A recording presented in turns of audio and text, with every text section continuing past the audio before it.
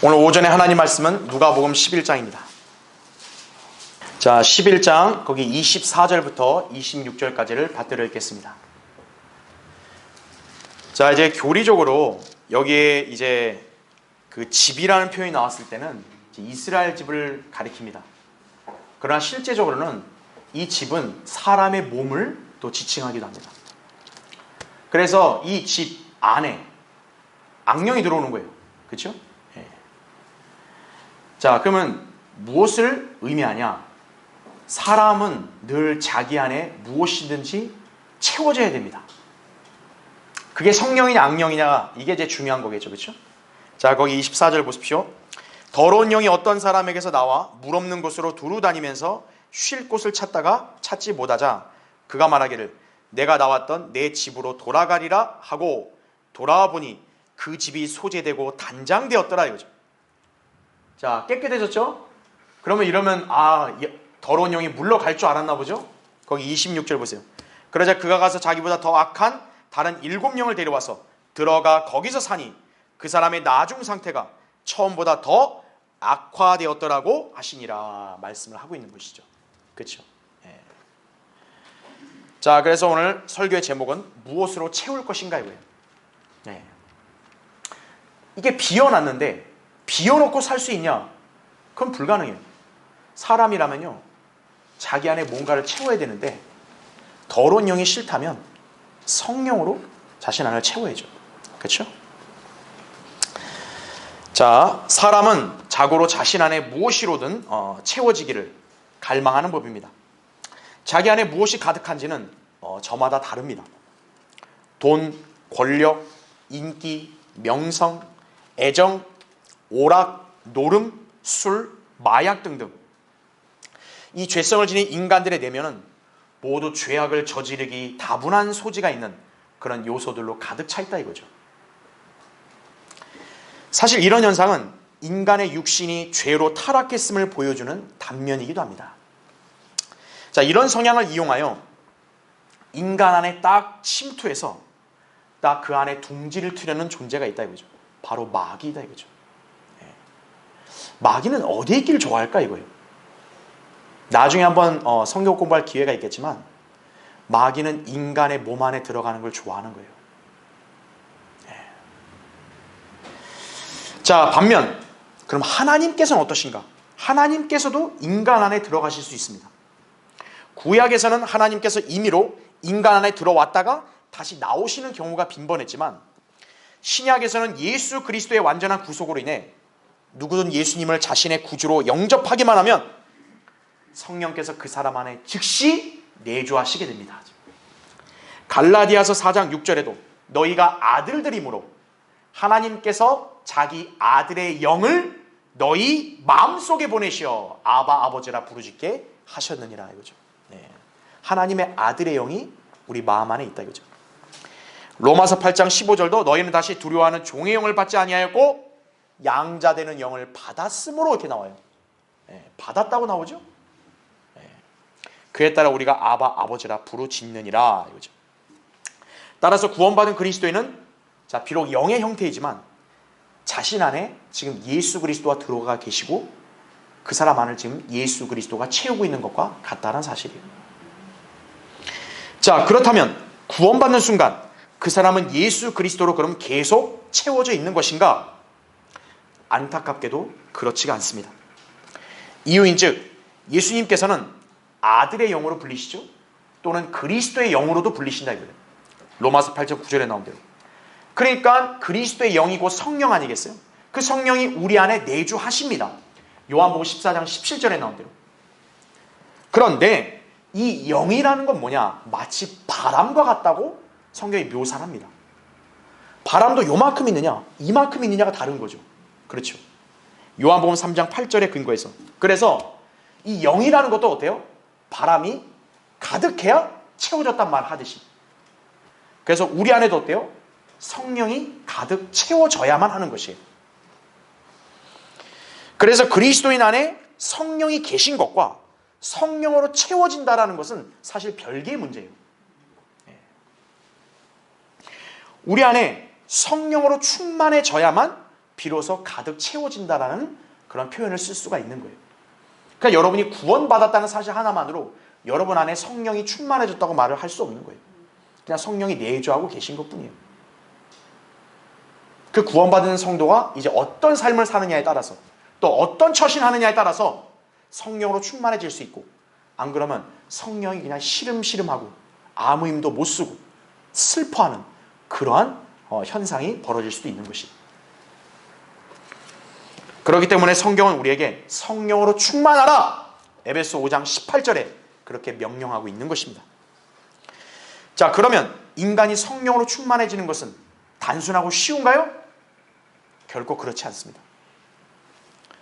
성령 충만은 정말 어떻게 보면 어렵고 힘든 일이기도 해요.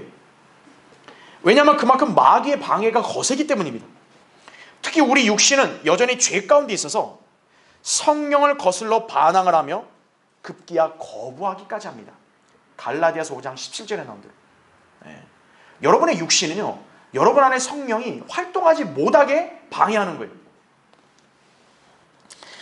자, 그러면 그 사람 안에는 그럼 무엇으로 채워질까요? 성령으로 가득 채우지 못하면 그 사람 안에 그건 무엇이 더 영향력이 강해지냐? 마귀의 영인 악령이 들어와 강해지기 시작하는 거예요. 여러분의 육신은 여러분 안에 악령이 들어오도록 계속 그렇게 유도한다 이거죠. 설사 구원받은 사람이랄지라도 마귀의 공격과 육신의 영향을 이겨내지 못하고 패배하게 되면 그 성도 역시 마귀의 영에 사로잡히게 됨을 알아야 한다 이거죠. 그 순간은 그 사람이 아무리 하나님의 자녀여도 죄의 종이며 마귀의 종으로 전락한다는 점도 명심해야 합니다. 이것이 영적 전쟁의 실체예요. 어떤 사람이 올바른 성경적 지식을 갖췄는지 그렇지 않은지를 판별할 수 있는 방법은 여러 가지가 있습니다. 우선 성경이 하나님의 말씀이나 믿음을 가졌느냐 이거예요. 가져야 그 사람이 올바른 성경적 지식이 있는 거죠. 그렇죠? 또 예수 그리스도께서 육신으로 오신 하나님이라는 사실을 알고 믿고 있느냐 이거죠. 그리고 전천년주의 체계, 세대주의 이런 것들을 잘 알고 있느냐로 우리는 점검할 수 있다 이거죠. 그 사람이 성경적 지식이 올바르게 형성됐는지 안 됐는지를. 그렇죠? 자, 그런데 이외에 정말 중요한 방법이 또 하나 있어요. 그건 뭐냐? 바로 마귀의 실체와 그의 역사를 올바로 알고 있는가 하는 점이에요. 아무리 교리와 예언에 밝다고 할지라도 이 사람이 마귀에 대해서 잘 모른다면요, 그 사람은 사실상 영적으로 무지한 것과 다를 바가 없어요. 하나님의 진영과 마귀의 세력들이 지금 대립하고 있는 영적 전쟁의 실체를 모른다? 또 그런 영적인 전쟁이 자신 안에서 무수히 벌어지고 있다는 사실도 모른다? 그런 사람의 영적 삶이 어떻게 승리의 삶이 될 수 있겠어요? 그렇죠? 그래서 이 마귀의 실체와 역사를 정확하게 알아야 사실 그 사람은 성경적 지식을 이렇게 제대로 알고 있다고 우리는 볼 수 있는 거예요. 그냥 뭐 지식적으로 교리 예언 좀 알고 있다. 그게 중요한 게 아니에요. 우리의 대적을 알아야죠. 그렇죠? 올바른 성경적 지식을 갖춘 사람은 자고로 영적 분별력을 가지고 하나님의 일과 마귀의 일, 하나님의 영과 마귀의 영의 실체를 구분할 수 있습니다. 요한일서 4장 1절에도 사랑하는 자들아 모든 영을 다 믿지 말고 그 영들이 하나님께 속하였는지를 시험하라 이거죠. 그래야만 하나님의 자녀로서 마귀를 기쁘게 하거나 마귀가 하고 있는 일에 동참하는 어리석음을 범하지 않게 된다는 거죠. 이게 참 얼마나 비참한 일이에요. 하나님의 자녀가 마귀의 진영에 들어가서 버젓이 활동하고 있는 거예요. 곤란하다 이거죠. 영적 전쟁이라는 것은 단순히 무엇을 믿느냐 그냥 안 믿느냐 문제만이 아니에요. 내게 선택에 따라서 내가 하나님의 종으로서 승리하는 영광스러운 삶을 살고 다가올 영혼도 내가 이렇게 하나님께 칭찬과 상을 받으며 살 것이냐, 아니면 나의 한순간의 잘못된 선택으로 마귀의 종으로 전락해서 비참한 삶을 사느냐, 그게 갈리는 거예요.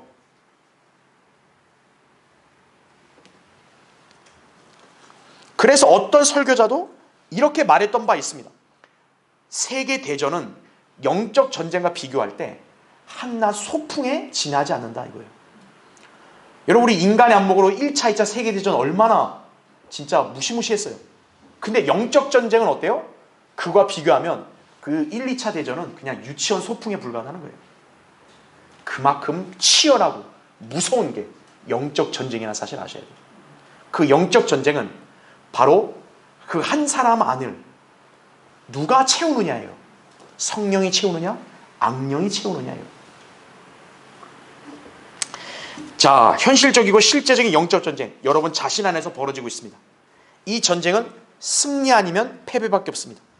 여러분이 승리하여 주님께서 기뻐하시는 삶을 살려면 여러분 안은 성령으로 가득 채워져야 돼요.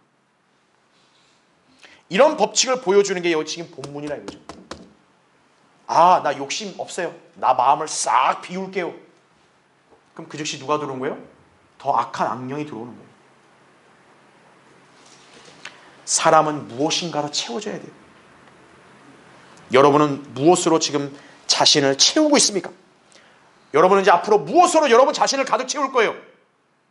여러분의 인생의 향방을 결정하는 순간이라는 점을 꼭 아셔야 됩니다. 그래서 오늘 설교의 주제, 무엇으로 채울 것인가? 한번 살펴보겠습니다. 첫 번째, 둘 중에 하나예요. 성령인가 악령인가요? 자, 집으로 대변되는 인간이란 존재 안에는 온갖 더러운 것들이 가득합니다. 이것들을 좀 치워보겠다고 하면서 소위 마음을 비우려는 자들이 자금에 돛 닦는다고 하는 자들이, 또 명상이나 요가를 구실로 해가지고 마음과 생각을 비우겠다고 하는 자들이다 그죠? 네. 아, 내가 욕심을 버리겠습니다. 마음을 비우겠습니다. 아, 되게 좋아 보이죠, 그렇죠? 그러면 욕심과 악이 사라질까요? 주님의 답변은 뭡니까? 더 악한 7영이 들어온다 이거예요. 처음보다 더 악하고 비참하게 된다는 사실을 말씀하셨다 이거죠. 욕심, 명예, 미움, 시기 등을 버려보겠다면서 수행하고 명상한다고 해서 결코 인간 안에 악이 사라지는 게 아닙니다. 고행을 한다, 금식을 한다, 그래서 악이 사라지는 게 아니에요. 사람이 자신 안을 비우고 살 수 있습니까? 우리는 본문을 통해서 사람이 무엇인가로 채워지게 된다는 사실을 배우게 됩니다. 인간은 공허한 채로 누구도 살 수 없습니다. 사람이 공허해지면요, 삶의 의미를 잃어요. 그래서 자살하는 거예요. 그래서 사람은 자신 안에 뭔가 채워져야 돼요. 성경은 사람이 성령으로 채워지지 않는다면 필시 악령이 그 사람 안을 점유하게 되며 그 사람의 상태가 더 악화된다는 게 영적인 법칙임을 우리에게 가르쳐주고 있다 이거죠. 따라서 인간이 악하게 되지 않으려면 반드시 성령으로 거듭나고 성령으로 가득 채워져야 돼요. 우리가 복음을 전할 때 사람들에게 반드시 성령으로 거듭나야 한다고 말하는 데는 이런 이유 때문이기도 하다 이거죠. 만약 어떤 사람이 복음을 듣고 성령으로 거듭나야 되는데 그러지 않았다 이거예요. 그럼 그 사람은요, 더러운 영으로 채워지게 되는 거예요. 마귀의 하수인으로 살다가 마귀와 함께 지옥으로 가게 되는 것이 마태복음 25장 41절에 나온 대로, 복음을 거절하는 사람은 자신이 악령으로 채워져 있다는 것조차 모르고 있다 이거죠. 여러분, 복음을 아주 정중하게 거절한 사람, 그 사람 여러분 겉으로 볼 때 되게 선해 보이니까 그 사람 안에 성령이 있다고 생각하세요? 아니에요. 악령이 있는 거예요. 악령이 그냥 변신을 하는 거죠. 누구든지 아담 안에 있는 사람, 영이 죽은 채로 태어난다는 것을 잘 알고 있죠? 자, 계시록 19장 21절에 따르면요, 어떤 말씀이 있냐면 시체가 있는 곳에 공중에 새들이 있다 그래요. 시체는 죽은 상태죠. 즉 새들은 죽은 상태를 좋아한다는 거예요. 자, 성경에서 새는 무엇을 상징하냐? 악령을 상징합니다.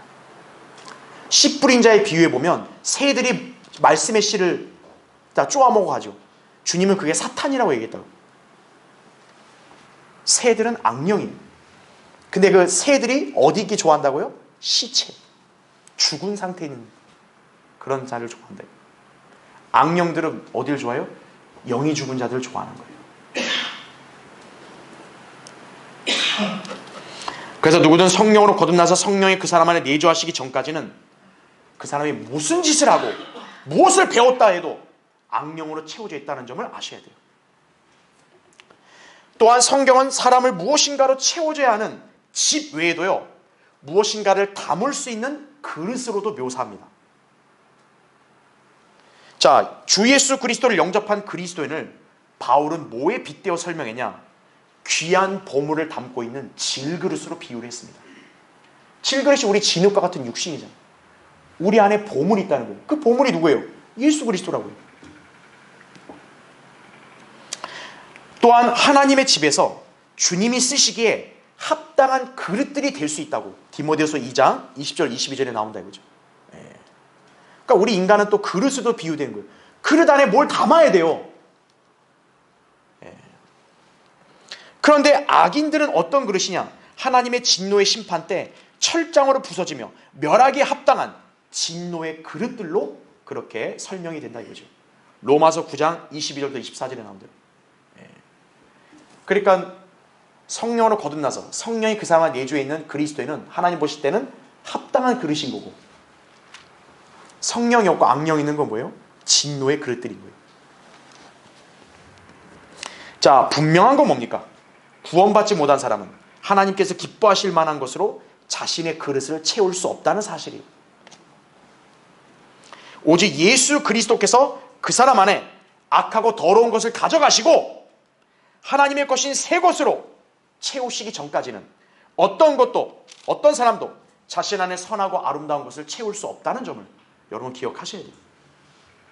인간이 자기가 고행을 한다 해서 그 사람이 거듭나는 게 아니에요.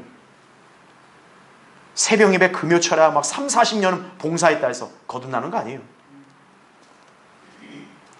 예수 그리스도를 믿고 자신의 구주로 영접해야 예수 그리스도가 그 사람 안에 들어오심으로써 그 안에 더러운 것들을 싹 가져가시고 성령께서 그 사람 안에 딱 내주하시는 거예요. 그래서 성령으로 채워지지 않으면 그 사람 안에 뭐가 있든 간에 다 악령이 있는 것과 똑같은 것이에요. 사람이 자신 안에 채워야 되는 것은 성령뿐입니다. 이는 예수 그리스도를 성경대로 믿을 때만 일어날 수 있는 역사입니다. 요한복음 7장 37절부터 39절에 이렇게 나오죠.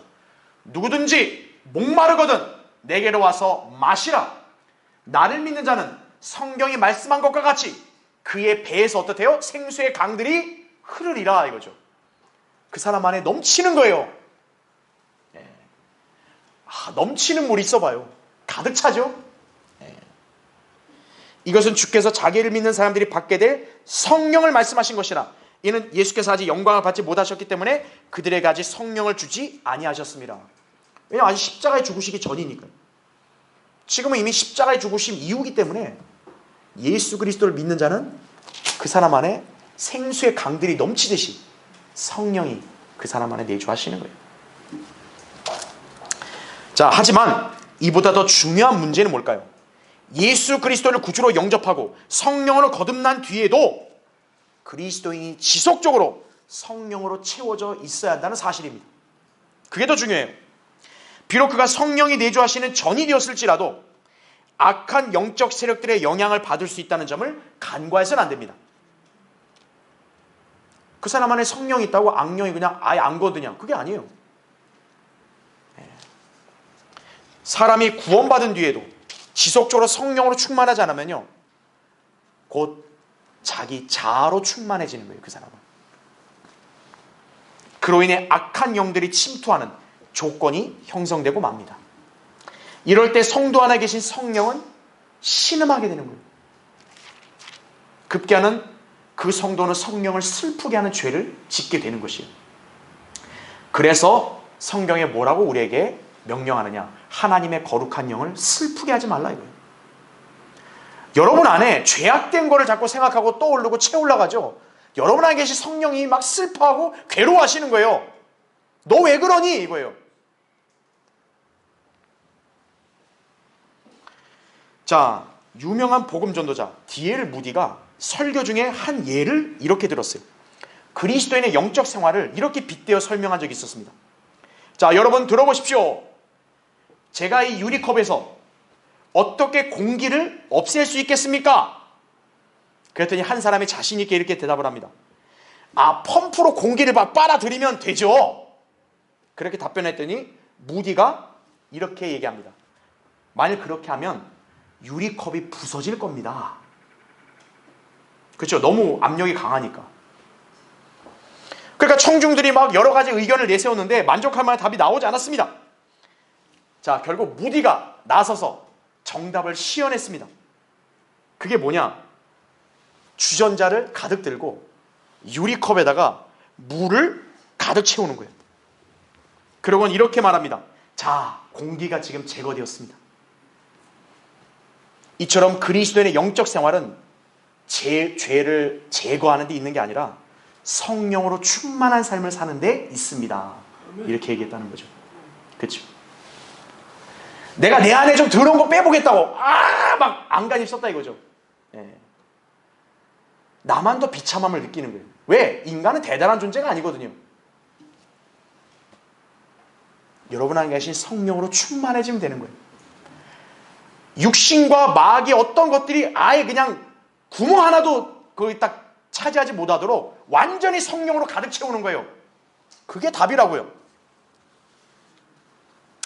구원받은 그리스도인이라면 성령께서 내 안에 계신다는 사실, 그냥 그 한 가지 안주한다. 그럼 그 사람 큰 코 다치는 거예요. 지속적으로 성령 충만한 상태가 되어 있어야 정상적인 그리스도인의 생활을 영위하며 주님을 기쁘시게 해드린다는 점을 여러분 꼭 기억하시기 바랍니다. 자, 무엇으로 채울 것인가? 두 번째, 치명적인 실수를 하면 안 돼요. 자, 치명적인 실수가 뭔지를 이제 설명드리겠습니다. 하나님의 택하심을 받은 이스라엘 백성, 제사장의 왕국이죠. 거룩한 민족이죠. 독특한 보물이라고 하나님이 칭하셨다고요. 출애굽기 19장 5절 6절에 나옵니다. 근데 이 위대한 지위를 이스라엘 백성은 잠정적으로 잃었어요. 왜 잃었는가요? 그들이 하나님을 거역하고 죄악을 계속 범하였기 때문입니다. 이에 관해 주님께서는 이렇게 정리해서 말씀하셨습니다. 예레미야 2장 13절에 이는 내 백성이 두 가지 악을 범하였음이니 즉 그들이 생수의 근원인 나를 버렸으며 또 물통들을 만든 것인데 물을 저장하지 못할 깨진 물통이라 이렇게 말씀하고 있는 거예요. 자, 하나님을 거부한 게 첫 번째 죄예요. 두 번째는 하나님을 자신들이 담고 있어야 되는데 그런 상태가 안 되는 거예요. 물을 저장하려면 통이 온전해야 되는데 구멍이 난 거예요. 그럼 거기다 물을 백날 부어봐요. 다 새어나가 버리죠. 이게 이스라엘 백성이 실패한 원인이다 이거죠. 오늘날 그리스도인들 중에서도 육신적으로 살며 죄를 짓게 되면 바로 이와 같습니다. 성령으로 충만하지 못한 그리스도인은 마치 생수이신 하나님을 담지 못하는 깨진 물통처럼 성령으로 채워지지 못한 채 공허하고 무용한 그런 사람으로 전락하고 마는 것이에요. 성령이 좀 채워질라 해도 못 채워지는 거예요.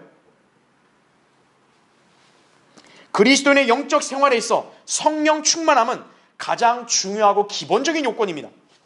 그러나 많은 그리스도인들의 영적 생활이 가뭄으로 메마르고 거북이 등처럼 갈라진 땅만큼이나 황폐한 상태에 있습니다. 이유인즉 그리스도인에 걸맞는 생활을 누리지 못했기 때문에 그런 거예요. 그러니까 은혜가 없어요. 그러니까 얼마나 영적으로 메마르겠어요. 성령님은 생수로 비유되잖아요. 여러분 물이 없어 봐요. 딱딱하죠? 메마르죠? 물로 촉촉해야 윤택하죠. 그렇죠? 말씀과 기도를 통한 주님과의 교제를 누리지를 못하니 하나님의 은혜와 천상에서의 복을 향유하지 못하고 있는 것이다 이거죠. 자, 원인은 무엇일까요? 왜 하나님과의 교제가 이렇게 방해를 받고 내가 정진을 못할까? 성령 충만을 방해하는 죄악된 생활 때문입니다. 자, 우리는 술 취하지 말라. 그것은 방탕한 것이니 오직 성령으로 충만하라. 이 주님 명령에 불순종함으로써 실패하는 그리스도인을 자주 목도하게 됩니다. 여러분은 세상에서 벌어지는 추악하고 더러운 일들이 비단 구원받지 못한 사람들에게만 일어난다고 보십니까? 더 노골적으로 한번 얘기해 볼까요? 여러분, 구원받지 못한 사람만 욕하나요? 구원받은 사람도 막 욕하는 사람 많다고요. 왜요? 거짓말은 구원받지 않은 사람만 하나요? 구원받은 사람도 거짓말하는 경우도 있어요. 시기, 질투, 미움, 심지어는 살인도 할 수도 있는 거예요. 그리스도의 향기를 내뿜어야 하는 그리스도인들이 마귀에게 사로잡혀서 마귀처럼 살게 됨으로써 생명의 향기가 아닌 썩은 악취를 풍길 수 있음을 유념을 해야 된다 이거죠. 고린도서 2장 15절 16절에 나오잖아요. 우리는 생명의 향기를 내뿜어야 되는데 사망의 향기를 내뿜고 있다 이거예요. 그리스도인이 품어야 될 향기는 세상 사람들이 악취라고 여기는 것들이어야 돼요. 근데 세상 사람들이 좋아하는 향기를 그리스도인이 품어내고 있다? 그 누가 잘못된 거예요? 그리스도인이 잘못된 거죠. 부끄러운 일이라 이거죠. 그리스도인이 만약 성령으로 충만하지 못한다면요, 육신과 관련된 온갖 것들로 충만해질 수 있는 거예요. 그런 사람은 하나님의 영을 슬프게 하는 죄를 짓게 되는 뿐만 아니라 주님께로부터 징계를 받게 되는 점을 유의해야 된다 이거죠. 한번 찾아보죠. 에베소서 4장 한번 보십시오. 30절 31절만 보겠습니다. 앞에는 잘 아시겠지만 새 사람을 입은 거예요. 우리 그리스도인은. 그렇죠? 그러니까 새 사람 입은 사람에게는 여러 가지 행동 지침이 요구가 되는 거죠. 거룩하게 살아야 된다. 그렇죠? 진리를 말해야 된다. 마귀에게 틈을 주면 안 된다. 자, 그러면 30절 보세요. 하나님의 거룩한 영을 어떻게 하지 말래요? 슬프게 하지 말라. 너희가 그로 인해 구속의 날까지 인치심을 받았느니라. 그럼 왜 슬프게 하느냐? 31절에 있는 나오는 것들 때문에 그럽니다. 모든 신랄함과 분개와 분노와 고함 지르는 것과 욕설을 모든 악의와 함께 너희로부터 버리라 이거죠. 이걸 안 버리니까 하나님의 영이 슬퍼하는 거예요. 이걸 버려야 하나님의 영이 기뻐하시고 여러분 안에 충만해지는 것입니다. 그래서 32절에 나온 대로 서로 친절하고 다정다감하며 서로 용서하되 하나님께서 그리스도를 위하여 너희를 용서하신 것 같이 하라. 이렇게 우리에게 명령하고 있는 것이죠. 성령으로 충만하지 않으면요, 지옥에서 올라오는 독가스로 가득 찰 수 있다고 성경은 경고하고 있는 것이 악취죠. 자, 여러분은 성령으로 충만하지 못한 사람에게서 나타난 행동들을 아십니까? 성경은 성령으로 충만하지 못하고 다른 것들로 채워진 사람의 특징을 잘 보여주고 있습니다. 만약 여러분이 지금 이러한 행동을 하고 있다면 지금 여러분은 인생에서 치명적인 실수를 범하고 있는 거예요. 즉각 개선하고 돌이켜야 됩니다. 자, 몇 가지 예를 들면요. 첫째는 성령으로 충만하지 않는 사람은요, 거짓말하게 된다고요. 사도행전 5장에 보면 아나니아와 사피라가 등장합니다. 이 두 내외가 교회와 사도들을 속인 거예요.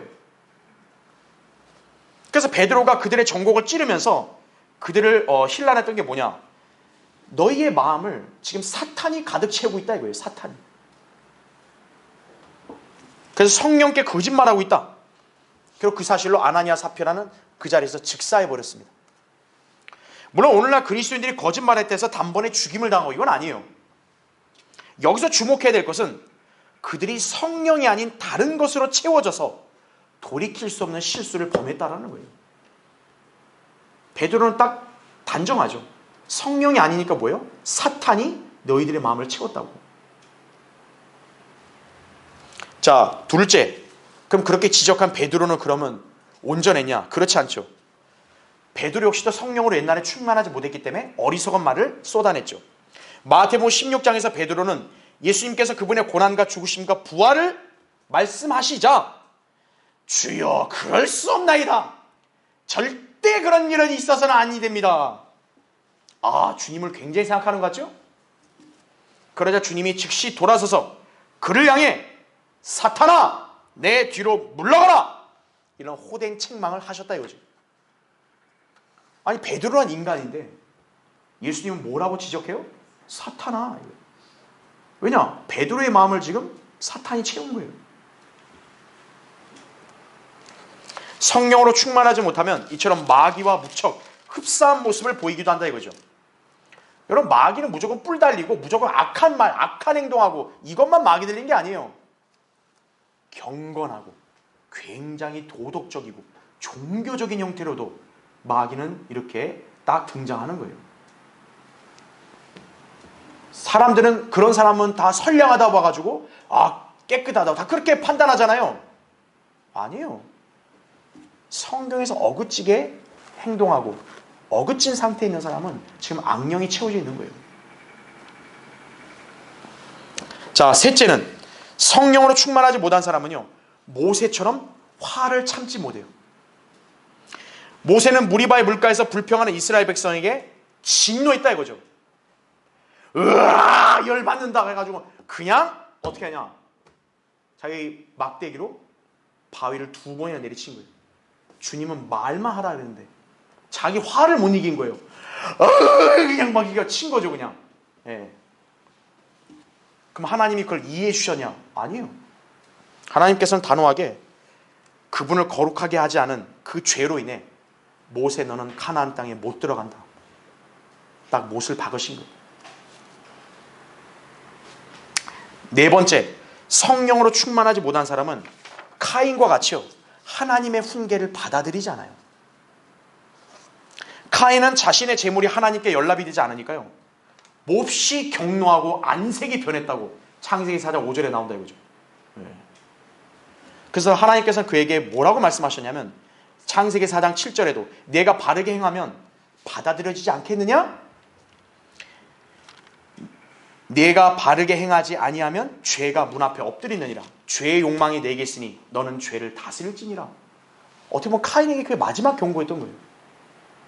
죄를 다스려라! 그런데 카인은 하나님 말씀을 귓등으로도 안 들은 거죠. 다 필요 없고, 기분 나쁘네? 너 아벨 이리 와봐. 그 다음에 아벨을 쳐 죽인 거예요. 인류의 최초 살인자가 돼버리고 말았죠.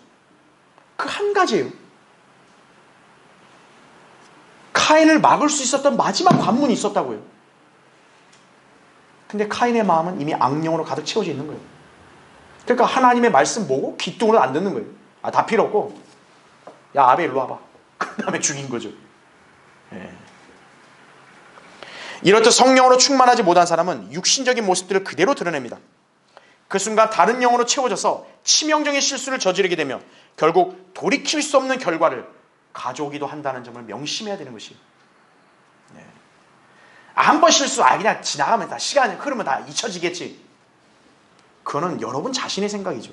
하나님의 생각이 다르면 어떡할 거예요?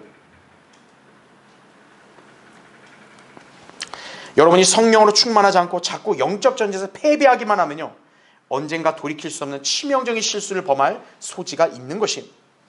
자, 여러분, 우리 안에는 두 존재가 지속적으로 대립하고 있음을 명심하십시오.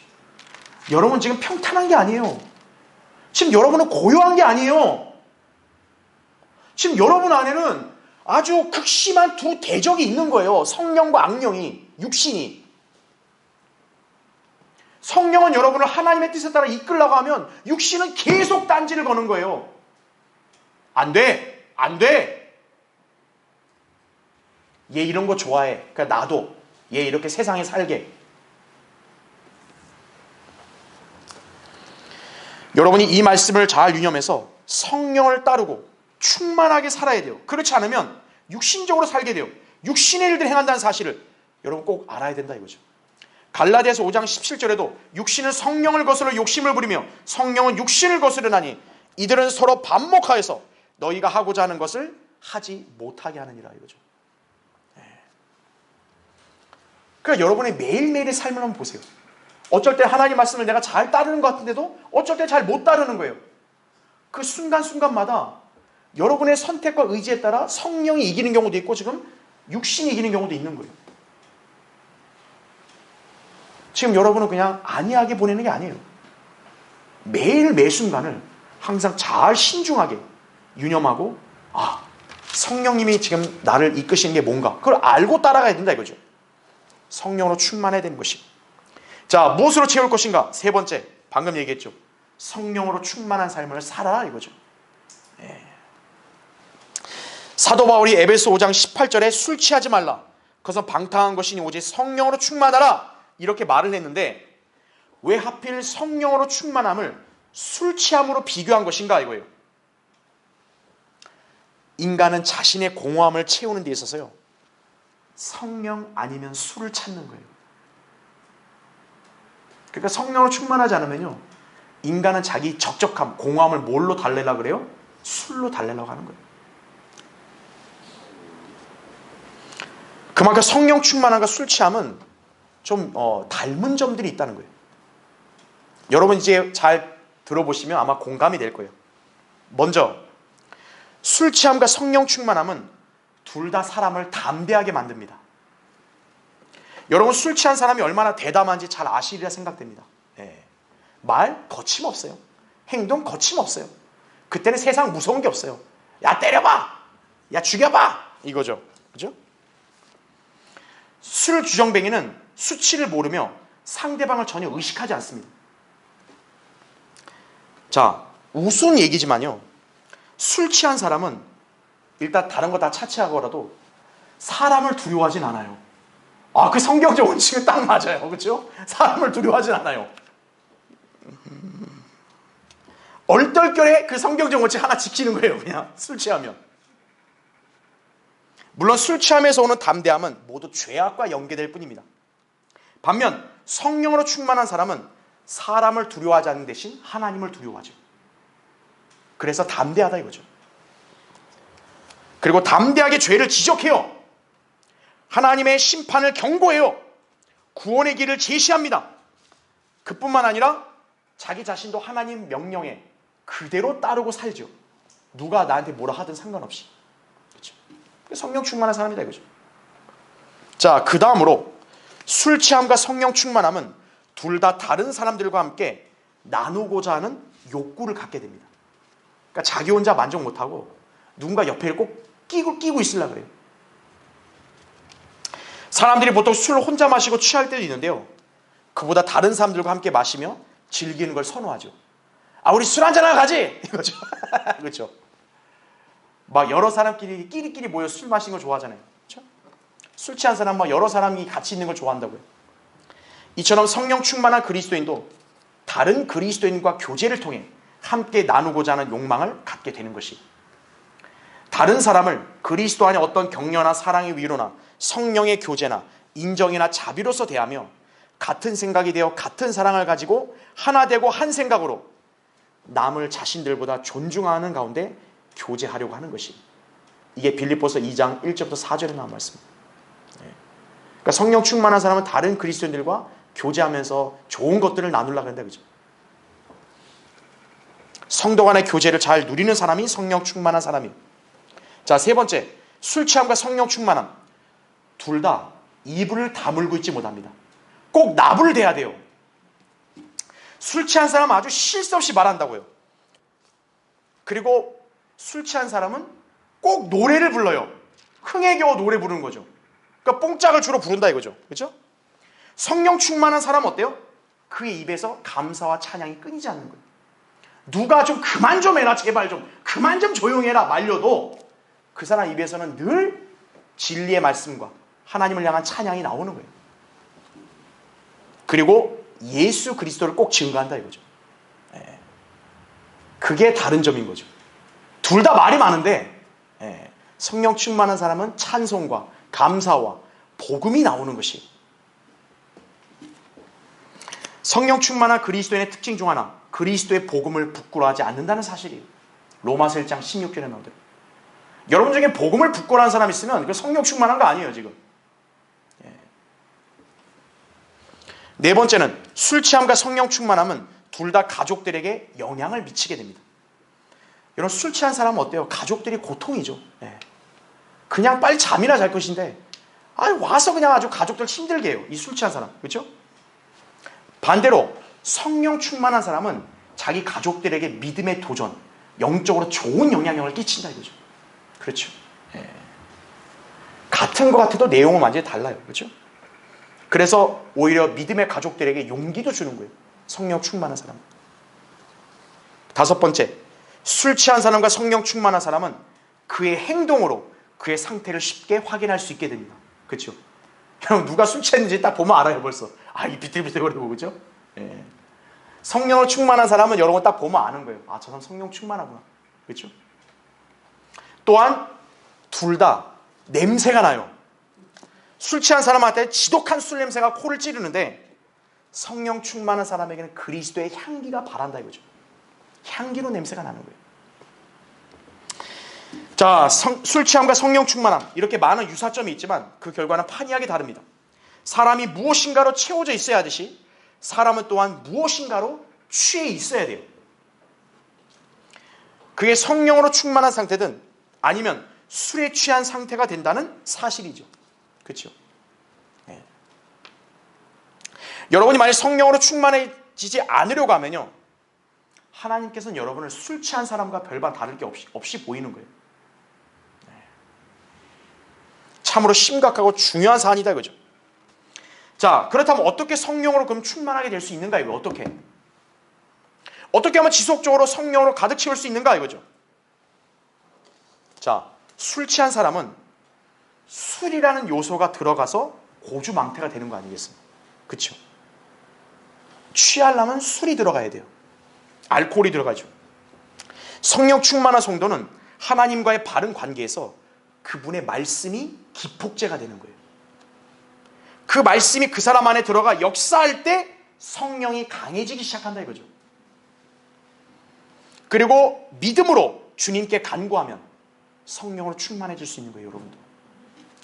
누가복음 11장 13절에 이런 말씀이 있어요. 너희가 악하다 할지라도 너희 자녀에게 좋은 선물을 줄 알거든 하물며 하늘에 계신 너희 아버지께서 구하는 자들에게 성령을 주시지 않겠느냐, 이런 말씀이 있어요.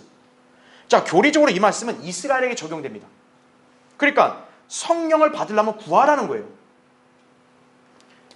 그런데 우리는 다르죠. 우린 예수 그리스도를 이미 믿음으로써 성령을 받았어요. 다만 우리 안에 성령으로 충만하게 해달라는 것, 이런 간구는 되는 거죠. 예. 이스라엘 백성은 성령을 구하는 기도를 했다면 우리는 성령으로 충만해달라고 기도할 수 있는 거예요. 예. 우리는 성령을 값없는 선물로 받았지만 충만해지는 것은 주님의 도우심이 있어야 될 거 아니겠어요? 그러니까 구하는 거예요. 예. 자, 한 가지 주의해야 될 것. 성령 충만을 위해 기도했다면요, 성령께서 자신을 주관하도록 그분께 내어드려야 됩니다. 쉽게 말하면 여러분의 고집을 이렇게 먼저 이렇게 부리려고 하면 안 돼요. 여러분이 자신을 부인하지 않고 자신의 의지를 하나님께 굴복시키지 않는다 이거예요. 그렇다면 결코 성령 충만함을 받을 수가 없는 거예요. 여러분이 성령으로 충만하려면 여러분의 의지를 주님께 다 맡겨야죠. 주님, 저를 주관해 주십시오. 주님이 저에게 어떤 지시를 하고 어떤 말씀하든 저는 순종하겠습니다. 그런 자세를 가져야죠. 근데 그게 아니라 성령 충만케 해주세요, 그 다음에 자기 고집대로 산다 이거예요. 그럼 안 되죠. 또한 여러분이 죄에 연루되면 성령 충만함을 상실하게 됩니다. 그럴 때 주님께 자백을 하며 다시 성령으로 충만하게 해주시도록 여러분 기도하시면 되는 거예요. 그러면 여러분은 주님과 교제가 회복이 되어 하나님의 말씀이 여러분 안에 역사하여 하나님의 영으로 충만케 되고 하나님의 본성이 여러분에게서 발현이 될 것이에요. 예. 여러분이 그렇게 가득 채우고 살아야 된다 이거죠. 자, 결론을 맺겠습니다. 사람은 누구나 성령 혹은 악령으로 채워지게 되어 있습니다. 그리고 심지어 성령으로 거듭난 그리스도인이라 할지라도 지속적으로 성령으로 충만하지 않는다면 그 사람은 악한 것들로 채워질 수 있습니다. 만일 여러분이 이러한 사실에 무지하여 성령으로 충만하지 못하면 여러분은 영적 전쟁에서 필패하게 된다는 점을 명심해야 합니다. 예수님은 성령에 관해 말씀하시기를 나를 믿는 자는 그의 배에서 생수의 강들이 흐르리라고 그렇게 말씀하셨죠. 우리 안에 내주하고 계시는 성령은 충만해서 흘러넘치는 바로 생수의 강이시다 이거죠. 부족함이 없는 거예요. 성령님은 그리스도인들 안에서 그 사람을 만족해 하실 뿐만 아니라 밖으로 흘러넘쳐서 다른 사람도 그 생수를 맛볼 수 있을 만큼 채워주시는 분이시다 이거죠. 그래서 성령으로 충만한 그리스도인에게는 마귀가 영향력을 발휘할 수 없는 거예요. 또 그 사람은 하나님의 유용한 도구가 될 수 있는 것이다 이거죠. 여러분이 성령으로 충만한 그런 삶을 살아보세요. 다른 사람에게도 영향을 끼쳐서 그 사람도 변화시킬 수 있는 거예요. 이에 반해서 여러분 자신이 만약 깨져버린 물통이거나 또 아무도 마실 수 없는 그런 빈 우물이라면 성령께서는 여러분 안에서 역사하실 수 없음도 유념을 해야 한다 이거죠. 그러니까 성령으로 충만하게 되는 데 있어서 방해가 되는 요소들이 있다면 여러분이 빨리 그것을 찾아내고 또 그런 것들을 빨리 버려야 된다 이거죠. 여러분이 만일 비참하고 황폐하며 온갖 육신적인 일들을 드러내는 그런 그리스도인이 되기를 원치 않는다면 성령께서 여러분 안에서 역사하실 수 있도록 그분께 자신을 내어 드려야 될 뿐만 아니라 성령 충만의 기폭제가 될 수 있던 하나님의 이 말씀에 여러분이 전념해서 여러분 안에 효과적인 역사가 일어나도록 해야 합니다. 하나님의 말씀이 계속 여러분 안에 들어가야 성령께서 더 충만해질 수가 있는 거예요. 그리고 주님께 믿음으로 기도하면 여러분은 성령 충만한 상태로 계속 살게 되며 영적 전쟁에서 패배할 일은 없게 된다 이거죠. 여러분이 하나님 명령에 불순종해야 될 그런 이유가 있습니까? 없죠.